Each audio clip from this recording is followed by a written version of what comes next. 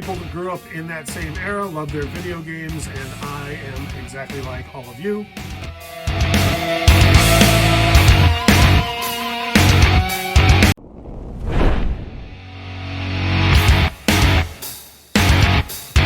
Hey, this is Russ from the Infectious Groove Podcast. If you've heard the show, then you've heard my voice, and Kyle and Michelle as well.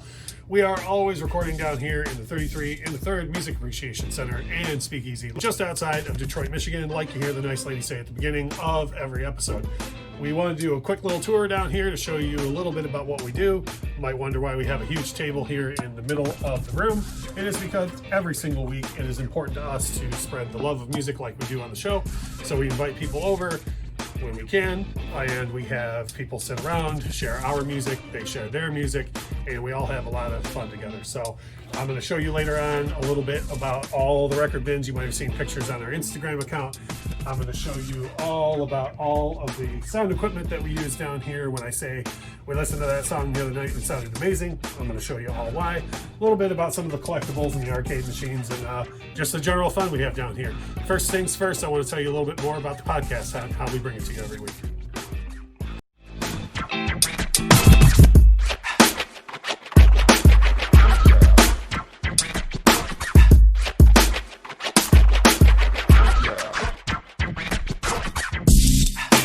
So if you already listen to the Infectious Groove Podcast, and you should be, then you might want to know how it is that we do it every week. This is a little bit of a glimpse into what we do. I always sit here, we got Kyle over there, Michelle over there. Try and do it as live as possible for you guys, and then I take and throw everything through the Rodecaster Pro mics that we use. Rodecaster Podmics are, in my opinion, the best bargain in the business as far as microphones go for podcasting, YouTube, or whatever you're going to do.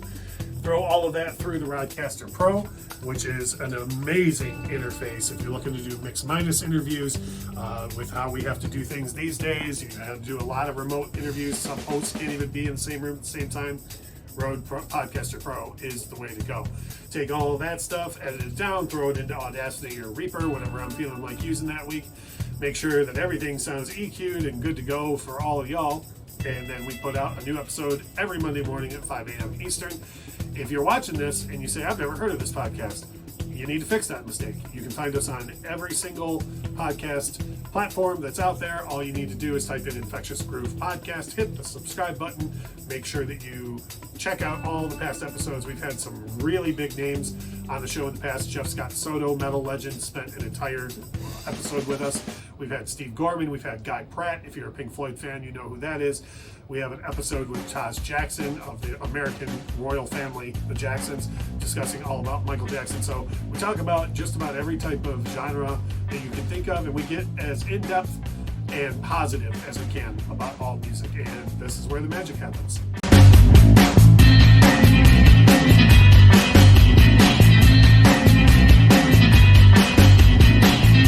So we're always talking about where we record and why it's important to us to record the way that we do. We are always surrounded by all the music that we love and that we talk about on the podcast. And every little thing in this room is designed to remind you of and grow your love for music, which is just little things that most people wouldn't even notice. Like, for example, the bins that we use, that we hold our records in. This one and this one here originally came from a place here in Michigan called Dearborn Music, which has been in business since 1958. Dearborn Music has always been located on Michigan Avenue, but they once, about 10 years ago, switched from their original location to a new location just down the street, and they ended up not having enough room for all of their bins to go to the new establishment. So the owner of the place said, hey, do you know anybody that wants these record bins? At the time, I was just putting together the whole idea of this place, and I thought, what else could go in here better than record bins that have been selling music to people, for people to love that music for, at the time, 50 some years. So we took those bins, repurposed them to make them down here, so they're no longer selling music to people at a retail establishment, but they sure as heck are selling music to people in a great environment for everybody to enjoy. We thought at the time that we would only need the two, and as you can see, we quickly outgrew that. So Basically, I have anybody who comes over to spend time with us every couple of years when the record collection grows too high. We measure off one of those original tables, make about 5 trips to Home Depot. We come back and we build another table to hold more music for more people to love. So I love the fact that not only were these selling music for people to love for 50 years in a store that is very much an institution in Detroit, but now we've built these of our very own that mimic those that help when the collection grows. So it's one of those minor things, but it helps the environment down here that we record the show in and that we get to spend time together and love music together with.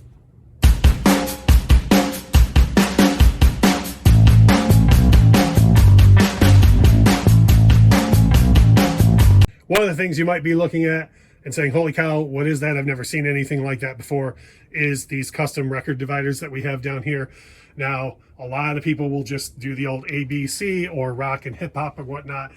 I thought it would be cool to do the alphabet just by sections where artists reside. So if you are near Tears for Fears, then you know that you're in the T's. If you're near Skid Row, you know you're near the S's. On top of that, I have a very patient and loving wife, as you've seen by the sheer amount of space this takes up in our house. She used one of her crafting machines to make every one of the dividers for the bands that I wanted to have a divider for to be their logo and whatever logo I wanted. For example, Van Halen, I've always loved the 5150 round, like the Sammy era logo, so I had her do that. I'm a huge fan of Warren Slater material, so I had her do that logo.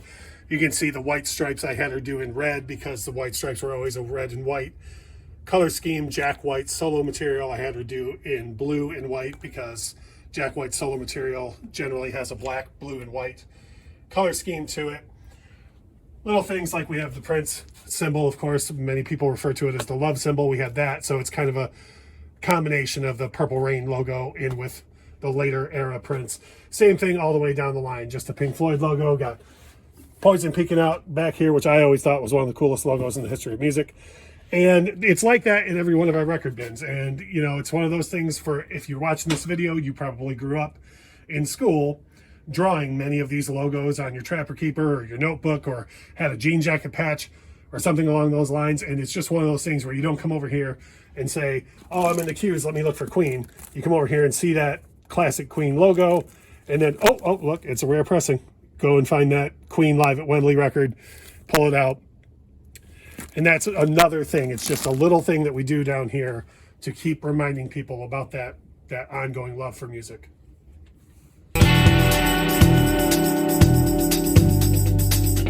So it wouldn't be a YouTube video without somebody plugging their future content, but the good news is we have not only the podcast for you to subscribe and listen to now, we do have a bunch of great videos coming up. If you are a record collector, if you're getting into collecting records, if you have a rare pressing you've always wanted to know more about and you just have never seen anybody do a video on it, because I know there's a ton of rare pressings I've never seen videos on, we're going to start doing that in the future.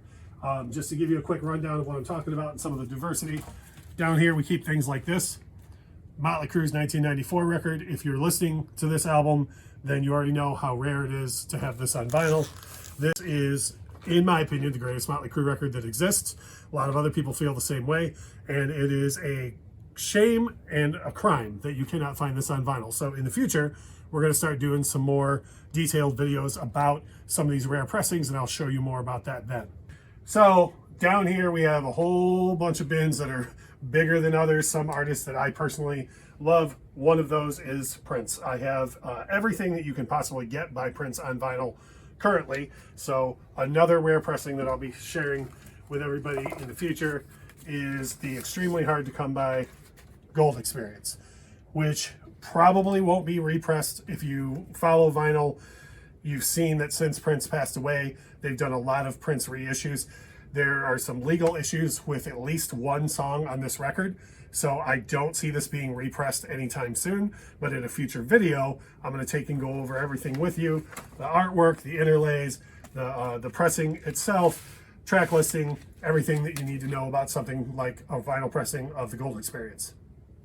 Another one that I like to collect is a lot of pressings that you couldn't get in the US, because if you're watching this video, you know that vinyl all but died in the US in the mid 90s, early 90s actually, all the way through until the early 2000s. So there were a lot of really, really great albums that never made it out to vinyl in the US. So what I do is use Discogs or any collecting sites that I can find, and I go and seek them out myself. So here's another rare pressing that you're going to hear about in the future. Fantastic third effort from Warrant called Dog Eat Dog. This is a monster record, and it destroys pretty much everything they did on the first two records, and it kind of sets them up for the even better material that they were doing after this. But because vinyl died in the US in the early 90s, you can't get something like this. So made sure to import it in the future. Again, I'll go through everything about this. Maybe not the best packaging ever, but it sounds fantastic, and it's an original pressing, and we will make sure to share with you all the details about this and so many other rare pressings here in the future. Of course, we're going to go ahead and ask you to make a lot of comments and like the video and so on, but in the comments, make sure to share what you would like to see. If I have a rare pressing that you want to know more about, we will be more than happy to do a future video on it.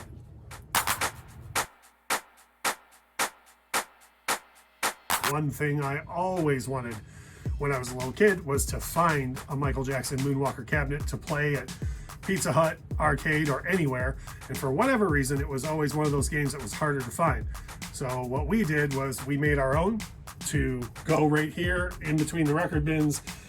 What we took was a regular old arcade 1-up cabinet. If you're in the arcade collecting business, you're already aware of arcade 1-up. If you're not, there is a ton of YouTube videos out there. You can just search arcade 1-up and find out more about these machines. Short version is you can get them with, you might have seen in some of the other footage, NBA Jam, Mortal Kombat, Golden Tee, pre-packaged. But for people like me, there's a whole aftermarket world out there where you can take and mod the machine, put a Raspberry Pi in it, put whatever game you want on it, and most important to me, get those graphics that mattered so much to you when you were a kid. When I was a kid, I wanted to walk in an arcade and I wanted to see this awesome side art right there with Michael Jackson from the Moonwalker film. Could never find it, and now we have it sitting right here in the middle of all the record bins. We get to use it all the time. So anybody that ever wants to can come over here, drop a couple of insert coin buttons, start beating up bad guys through the power of dance. That is a little bit of a rundown, and by a little bit, I mean a little bit. We just showed you the tip of the iceberg for everything that goes down here in the 33 1/3 Music Appreciation Center and Speakeasy, which if you've heard that term before, you've heard it at the top of the Infectious Groove Podcast. If you haven't heard that term before, we showed you everything about where we record the podcast every week.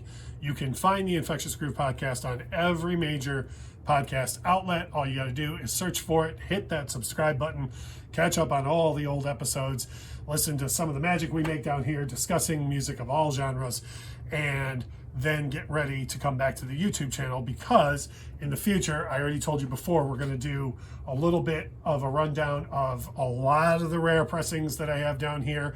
If anybody just wants to see something about alternate or more common pressings that maybe you don't see that often anymore, we'll be happy to do that too. Coming up next in the next video, we're going to run down everything that you see here and what makes the magic happen. Those of you who are experienced audiophiles probably already recognize the Paradigm speakers. You might know the Fluence RT85 turntable, but again, we'll go through all of that in the next video. And then after that, if we get enough subscriptions, shares, likes, comments, might start in with some of the rare pressings next, but we definitely will share those in the future. So make sure that you do hit that like button on this video. Make sure to share it with your record collecting friends or anybody who just loves music. Make sure to subscribe to this channel, and make sure to look up and subscribe to the Infectious Groove Podcast on your favorite podcast outlet. That way you are up on everything that we've already done and what we're going to do in the future. Thanks for watching.